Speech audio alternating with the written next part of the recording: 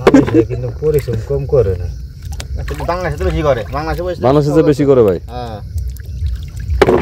বাংলাদেশে ওই অর্ধেক পরিশ্রম করতে হলো কামাই। হ্যাঁ মানুষ খালি বিদেশ বিদেশ, এখন যারা যায় তারা কয় না বিদেশ, বিদেশ নাই।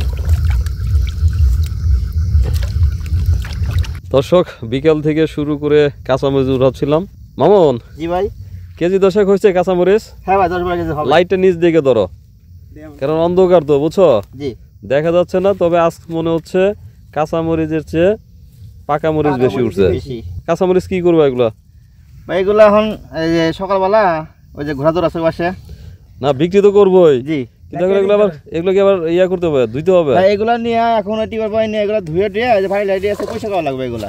আচ্ছা ওদিকে দেখো পাকা মরিচ, এই যে ভাই এই যে আমাদের পাকা মরিচ এগুলো উঠছে, এই যে এই পাশে পাকা মরিচ উঠছে।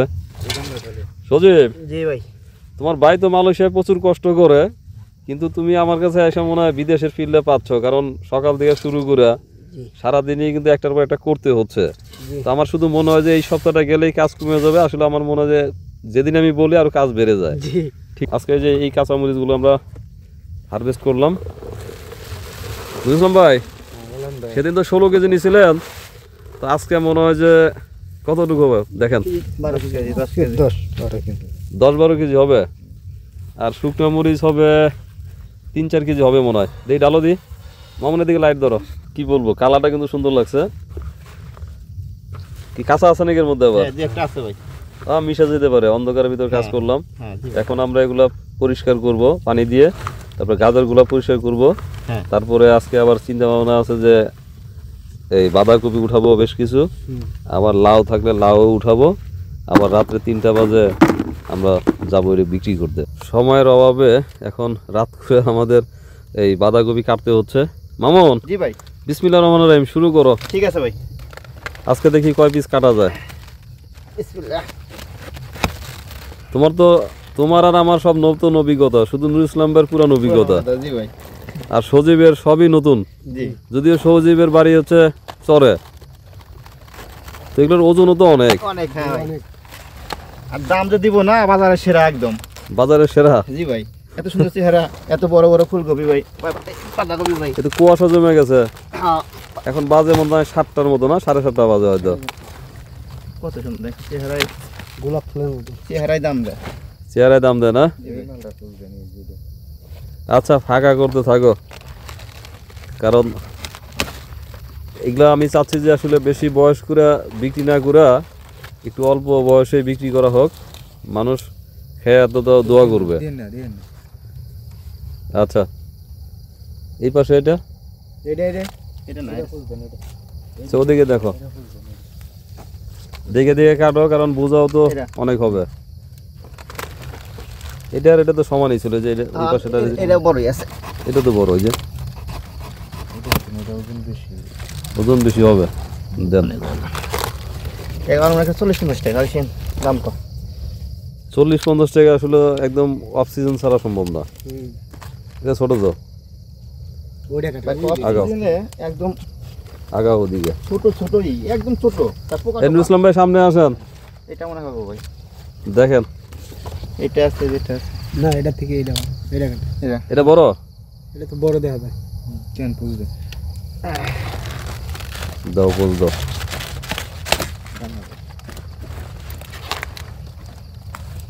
এটা ঢুকাই দেন, জায়গা কিন্তু কম নেয় না। ভাইরা না না ওই করে মাছ বড় পুছে রেখে আরো বড় আছে। এই যে ভাই এটা না না ওটা বুঝবে না, ওটা পরে এর মানে চলে ভাই, দেখেন। আচ্ছা যাও সামনে যাও, যদি আরো বড় থাকে, কারণ আবার এগুলো তো ওই অর্ধেক রাস্তা তো মাথায় করে নিতে হবে, জবাই দাও এটাকে। 1.5-2 কেজি হয়েছে না মামুন ভাই? 1.5-2 কেজি হবে না? কত হবে? 2 কেজি কম হবে না ভাই, বেশি করে বলো কি? ওই অনেক ওয়েট,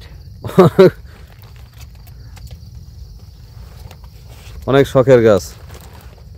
দেখি সজীব আমার দিকে একটু লাইট ধরো মাঝে মধ্যে। আমি তো চাঁদের মতো, কারণ আমার মোবাইলে তো আলো নাই। চাঁদের যেমন নিজস্ব আলো নাই, আমারও নিজস্ব আলো নাই। তোমার আলোতেই আলোকিত। ভাই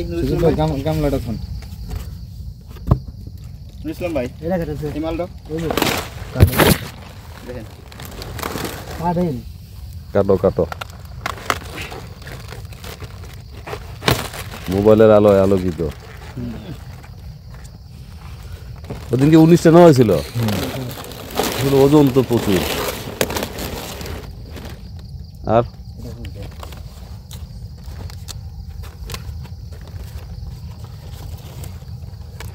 সেগুলো তো আর আপনার পরিষ্কার করেন না এমনি তো নাকি খালি পয়সা করা লাগবো পরিষ্কার করা ওই কয়েকটা পাতার উপর দিয়ে ফেলাই দিলে হবে না দর্শক বাঁধাকপির পর এখন আমরা লাউ কাটতে আসছি দেখি মোবাইল সজিয়ে বেঁধে ঘুরো তো ভাই নিচে ধরো নিচে হ্যাঁ এই যে সুন্দর দেখা যায় কাটো মামুন জি ভাই কটা দেখছিল লাউ আসে মানে পাঁচ একটু বড় করে কাটো উপর দিকে একটু বেশি জায়গা রাখো হ্যাঁ বিসমিল্লাহ বিসমিল্লাহ তো অর্ধেক বললাম বিসমিল্লাহ রহমানির রহিম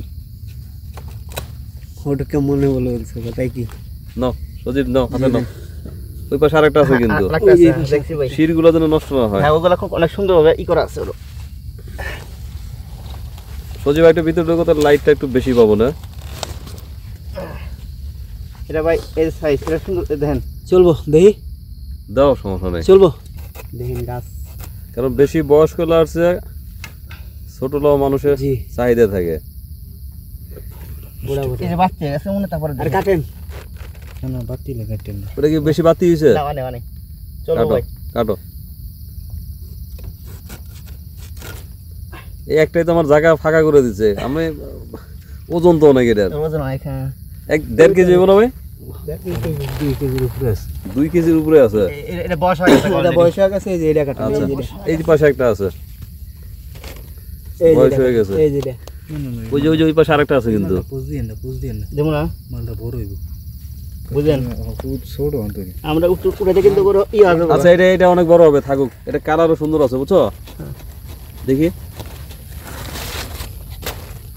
আরেকটা পাতা সরাও এটা সারান হ্যাঁ না এটা থাকুক এটা আর 2 দিন পরে ভালো লাগবে আর হ্যাঁ ওই পাশেটা দাও তো এটা ঠিক আছে ভাই কিনা বাত্তি বসা গেছে এটা দেখেন তো টিভি দেন এটা বয়স দেখা লাগবে না ভাই অস্থির আচ্ছা, আমি বয়স হলে কাটা দরকার কারণ নেই আমি তো প্রতিদিন ফুচতে পারি ভাই আমার জানা আছে কোনটা কোনটা তুমি কবে ফুসকি বড় এই ভাই তোমার ফুসকি বড়ার কথা তো ভাইরাল ভাই ভাইরাল ভাইরাল বলতে তোমার এই কথা তো আমি বুঝি কি জন্য কারণ তোমার বাড়ি তো আর আমার বাড়িতে বেশি দূর না এটা পাশাপাশি এটাও মনে হয় যে বাত্তি হইছে এটাও তাও দেখ বাতি হয়েছে মনে হয় চলে দেন তাও দেয়া যাবে মনে হয় ভাই আর দেন দেখেন তো নিচে দেন নিচে দেন সাদা আছে নি না না নিচের গোড়াটা শক্ত থাক শক্তরা শক্ত হ্যাঁ এটা অনেক দিনকার ভাই ওই পাশেরটা ওটা কাটা যাবো দেখেন তো রুসলাম ভাই দে এটা কাটা যাবো তো কাটো এটা কাটেন এটা 2 দিন পরে আবার মনে করো আবার বিশাল বড় হয়ে যাবো শহীদ হয়ে যাই আমরা তুমি শহীদ হয়ে যাবে মানে তুমি তো গেরিলা যুদ্ধে আছো